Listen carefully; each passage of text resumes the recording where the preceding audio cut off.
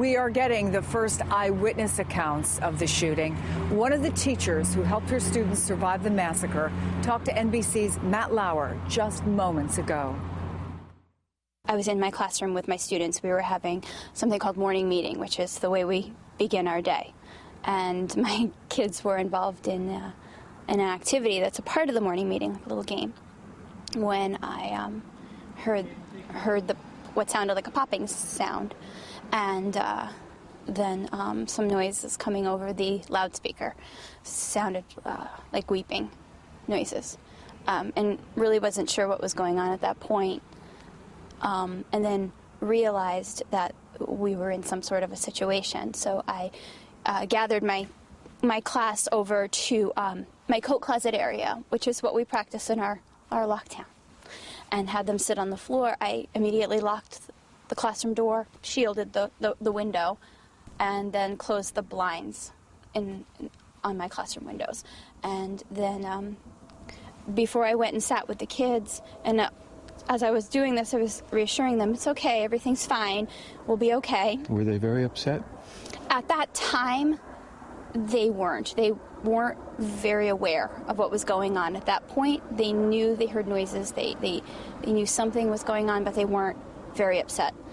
I sat with them, and I told them, we're going to sit together, we're going to stay right here and be safe. And I told them that I loved them and that they would be okay.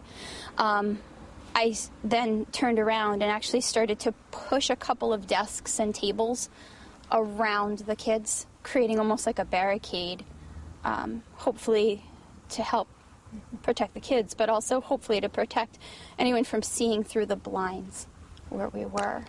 And then I just stayed with them, and we talked, and I reassured them that they would be okay. This was lengthy, and they were hearing screaming out in the hall, and they were hearing more popping sounds, gunshot sounds, and the sounds over the loudspeaker, and they began to get upset.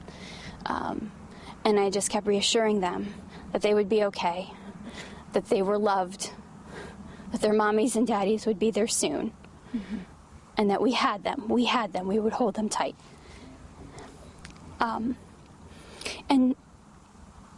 they did continue to cry, but they were able to hold it together. They were amazing. They were quiet when I needed them to be, and they held each other. And they were perfect.